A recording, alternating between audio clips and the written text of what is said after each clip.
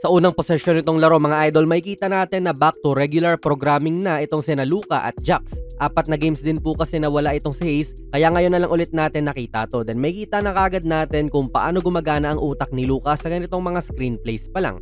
Napakataas po kasi ng screen haze dyan at yung angulo pa ng screen ay alanganin. May iipit si Luka sa sideline dito sa kaliwa, sabay iipitin din siya ng dalawang Suns players kung magpapatuloy siya dyan. So ang ginawa ni Luka ay hindi ginamit itong screen. Kita nyo naman na umalis na lang si Hayes dyan, kaya one less defender na yung aalalahanin niya. Syempre yung big man ay babalik doon kay Hayes. Tsaka kaya naman din niya wasakin tong depensa ng rookie. So yung ganyang understanding talaga mga idol sa mga posibleng gawin ng depensa ang magsasabi na matalinong player din si Luka. Hindi siya nakashoot dito, pero sa susunod na possession mga idol, mula ito sa handoff ni Jaxson Hayes. At kita natin na ginamit na niya yung screen kasi iba na yung sitwasyon eh. May space na siya sa kaliwa. Tapos itong big man ay hindi rin napaghandaan si Luka at mas threat na rin si Luka ngayon kasi anytime ay pwede na siyang tumira eh. Kaya ganyan na talaga hinihimay ang depensa mga idol. Almost every time, alam niya kung dapat bang umaatake o dapat hindi. Dapat ba niyang gamitin yung screen o hindi at effective siya sa lahat ng mga yon. Dinoble na tuloy siya ng Suns at ayaw talaga siyang patirahin kaya komportable po itong inside shot ni Jax.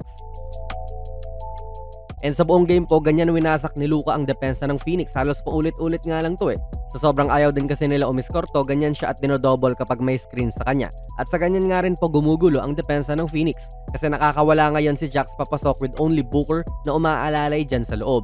Paano mabigat nga ngayon ang depensa kay Luka? Kapag naman din hindi po mapapasahan si Jax dyan, isang bullet pass lang sa corner, good look naman din. Mamaya makikita niyo yon. Masyado pong maliit si Book para pigilan tong si Jax kaya wala. Assist na naman kay Luka. Kaya rito nga rin nag-set ang Lakers ng mga pin downs for Luka para naman lumuwag ang depensa sa kanya. Kita nyo naman na kahit papaano po ay nalalayo si KD dyan at the moment. Pero nagiging one-on-one pa rin naman to in which alam nyo namang one of the best ng mundo itong si Luka. Kapag kasi bibigyan pa siya ng on-ball screen dito, kukuyugin lang siya. Kaya ISO na lang din ngayon. Lahat ng mga idol ay sa first quarter pa lang pero problemang malaki na talaga ang hatid ni Luka. Ganun pa rin naman. Ayaw siyang paiskorin kapag may screenplay at dalawa yung sumasama sa kanya. Kaya may napupuntang maliit na player doon sa big man ng LA kasi kailangan nga rin pong saluhin siya. So walang backup na depensa ang Suns sa ganito, good look na naman ang nagawa ni Luka para sa kampi niya. Mahusay si Luka mga idol, alam naman na po ng lahat yon, pero ang Suns ay isa rin sa mga pinakamahihinang defensive teams ng NBA ngayon. Ang dami nilang mga open shots na ibinigay sa Lakers this game at sample na nga rin po ito ngayon kung bakit mahina ang Suns sa depensa. Gawa nung may pick play muli sina Luka at Hayes, nag-switch ng tao ngayon yung Phoenix.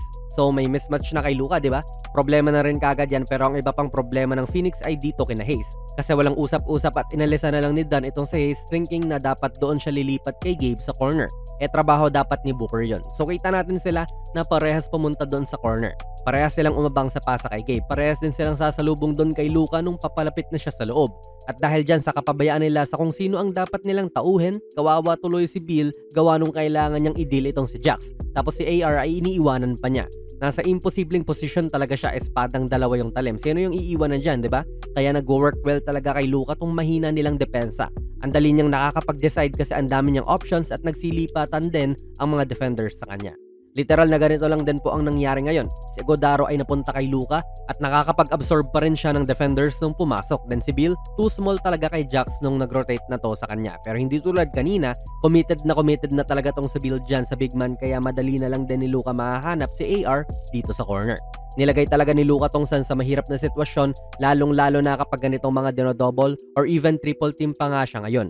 Kasi alam ng Lakers kung saan sila pwesto. Ang pwedeng gawin ng Phoenix sa ganito ay magro-rotate si KD doon sa rolling na si Jax. Pero katulad nga ng mga nakaraang dilema, may iwan naman ang tao sa corner. Ganon din dito sa kanan. Pag nag-help kay Jax, libre din yung nasa corner. Kaya ang ending po ay nafi-freeze, tumitigas na lang ang depensa nila sa loob. Naging paulit-ulit na lang din ang problema na ito ng Suns mga idol kapag ganyan nga ang bantay nila kay Luka. Open look na naman po sa kakampi niya. Siguro nagkaroon po ng around 15 assists si Luka this game sana kung naipapasok lang ng mga kakampi niya yung mga open looks nila. Inuutakan niya rin yung kalaban sa ganitong kapag nararamdaman niya yung haras nila, in which maaari naman din talagang foul yun kapag super aggressive saka siya titira.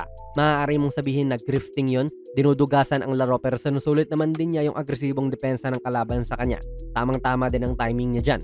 Again mga idol, paulit-ulit lang. Dito talaga natutusta ang depensa ng Phoenix tapos hindi pa rin nila binabago. Patuloy pa rin yung Luka double kapag may pick. Ngayon ang nalalagay sa alanganin ay si Royce O'Neal kasi si AR naman talaga ang tao niya pero naiiwan na si DFS sa corner at kailangan niya antabayanan yon. Tapos si Luka bilang isang mahusay na floor general nga ay pineke ang pass sa mid-air. Kaya napakagat din si O'Neal doon, sabay kay Reeves pala papunta yung bola.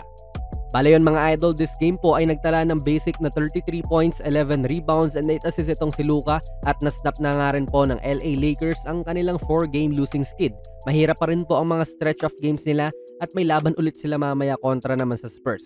Samantalang 27th po sa buong liga itong Phoenix Suns kung defensive rating ang ating pag-uusapan, kaya kitang-kita yung low quality of defense nga rin nila kontra rito sa LA Lakers. Talagang winasak lang ni Luka pati ni AR itong depensa nila at halos wala silang nagawa talaga.